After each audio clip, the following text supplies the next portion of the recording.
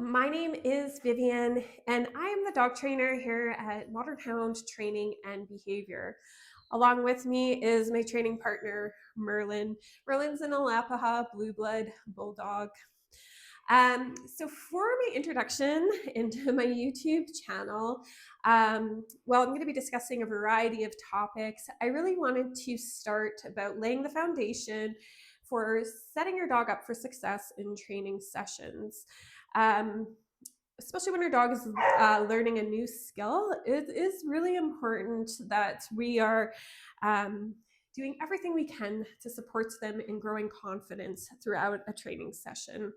Not only for a skill that we're using in our quiet environment, but also a skill that we're going to be starting to see across into our everyday life. And so whether it is that you're looking for those calm walks out with your dog, a good recall, or you're starting to get more active into dog sports, all these basics and foundational stuff that we start to teach our dogs is hugely beneficial. And not only that, just developing our relationship with them too. So one of the things when we're setting up our space to start teaching our dogs new things, it's a good idea to have a low distraction environment. So choosing a quiet room in your house, maybe it's a space in your backyard, but somewhere where there's not going to be too many distractions for your dog. We are looking for an 80% success rate in that low distraction environment before adding in or layering on those distractions. Even changing our environment a little bit can be a completely new space for your dog. And I should also say I am a positive reinforcement based trainer. So I do encourage to reward the dog. And I have, of course, had people say, well, my dog's not treat motivated, which is fine. Maybe your dog is more toy motivated. And I've definitely met dogs that verbal praise for them is just sort of that high value reward. So it's worth the time to sort of investigate what is important or of value to your dog. Merlin here, he loves treats, so I've always used that as his high value reward. It keeps him engaged and really excited about his training sessions.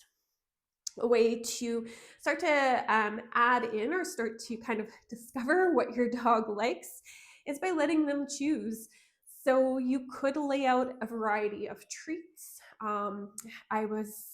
When Merlin was in puppy classes with a dog trainer, she said she had one dog who loved broccoli. You do anything for broccoli. So I thought that was really cute and a nice way, to sort of think outside of the box. Maybe your dog's not always drawn to beef liver. It could be something different.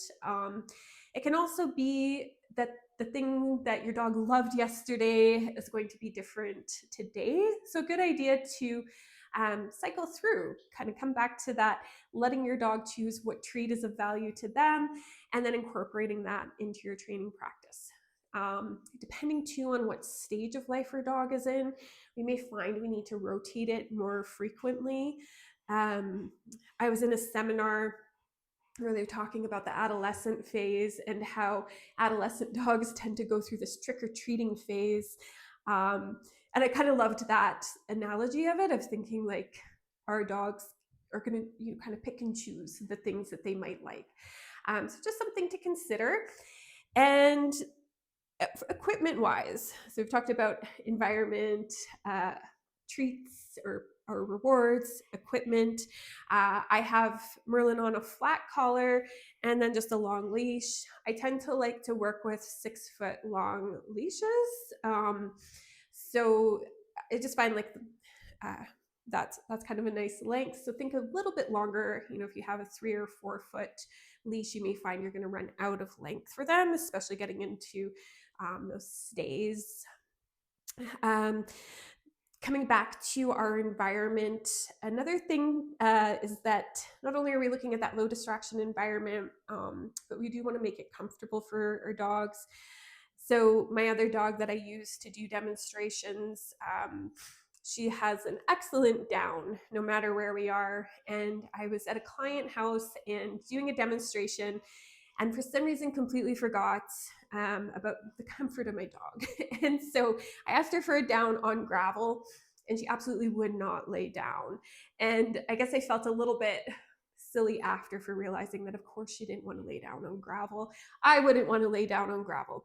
So when we're setting our environment, if you have a slippery floor, you might choose to have a yoga mat if you have yoga mats. I just have a little area rug that I'm using right now. I mean, obviously, if you have carpet at home or in a room, that's nice for the dog. If you're outside, you may want to have a towel or an outside yoga mat. Again, just encourage them to lay down or to be comfortable. So those are some of the basics of starting to set our dogs up for success in training sessions. So finding that low distraction room, 80% success rate in that environment before we start adding on those distractions. And we keep looking for that 80% success rate. Dogs are really good at forgetting about the things that we taught them when the environment changes. Having a selection of your dog's favorite treats. We want to choose a marker word. So after your dog's been rewarded, choose a word to reward. Similar to a clicker, we want to have a consistent sound and make sure that the people in your household, if multiple people are working or training the dog, that everybody's using the same word. So you may have a conversation with your spouse or your kids about what that marker word is for the dog. Consistency is going to build confidence. Choosing our equipment, so flat collar, 6 foot long leash, and always readily reinforcing your dog. So this is my introduction to modern hound training and behavior and some of our basic obedience steps. And I look forward to adding more videos as we go along.